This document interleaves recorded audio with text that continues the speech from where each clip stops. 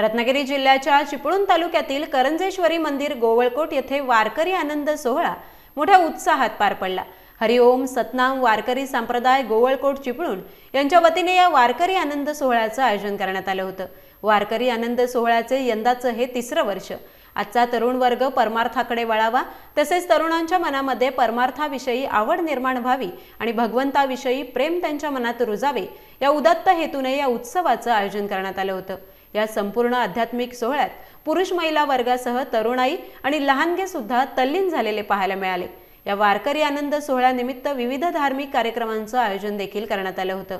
तर रात्री श्री हबप्प वेदांताचार्य कथा कीर्तन प्रवक्ते रामेश्वर महाराज भोजने वेदांत सत्संग आळंदी देवाची यांचा कीर्तनाचा कार्यक्रम पार पडला।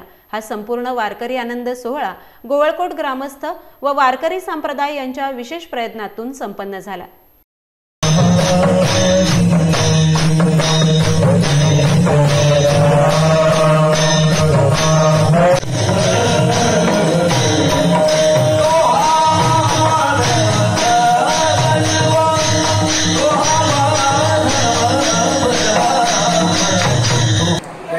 परशुरामाच्या पदस्पर्शाने पुढील असलेली आपली गोवळकोट भूमी आणि या करंजेश्वरी मातेच्या आणि सोमेश्वराच्या कृपा आशीर्वादाने या गोवळकोट गावामध्ये हरिओम सतनाम वारकरी संप्रदाय म्हणजे गोवळकोट चिपळूण यांच्या सौजन्याने या ठिकाणी वारकरी आनंद सोहळा सन 2024 या ठिकाणी संपन्न झाला।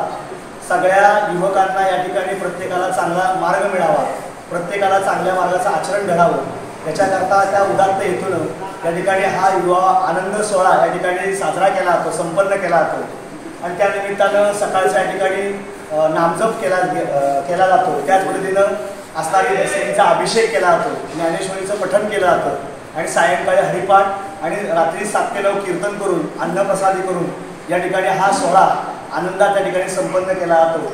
आणि या सोहळ्याकरता पंचक्रोशीतील सर्व उपस्थित भाविक भक्त या ठिकाणी मोठ्या बहुसंख्येने उपस्थित राहतात।